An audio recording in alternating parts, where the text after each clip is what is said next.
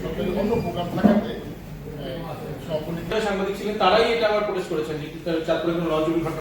সম্মানিত প্রধানমন্ত্রী আমাদের মহাপরিচালক এবং পুরস্কার বিতরণ অনুষ্ঠানের প্রধান অতিথি হিসেবে উপস্থিত আছেন মহাপরিচালক।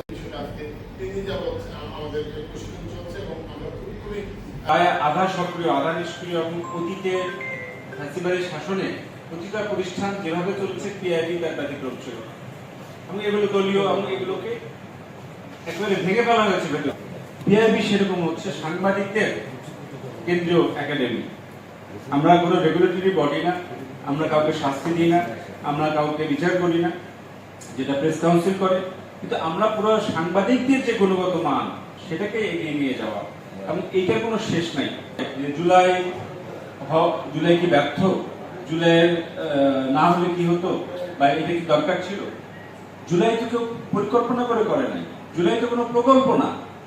আপনাকে হত্যা করা হচ্ছে, আপনাকে 14 বছর ধরে লুট করা হয়েছে, বন্দি করা হয়েছে, এখন আপনাকে হত্যা করা হচ্ছে, আপনার সন্তানদের হত্যা করা হয়েছে।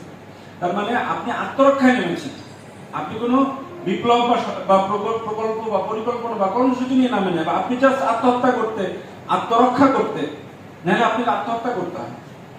তো জুলাই একটা আত্মরক্ষার নাম, এই আত্মরক্ষায় আমরা সফল, এইটুকুই জুলাইয়ের সফলতা। এবং দেশ একটা নিয়মতান্ত্রিক গণতান্ত্রিক প্রক্রিয়ায় প্রবেশ করতে পেরেছে, এইটুকুই জুলাইয়ের সফলতা। কাজী শাহাদাত হোসেন, কাজী শাহাদাত।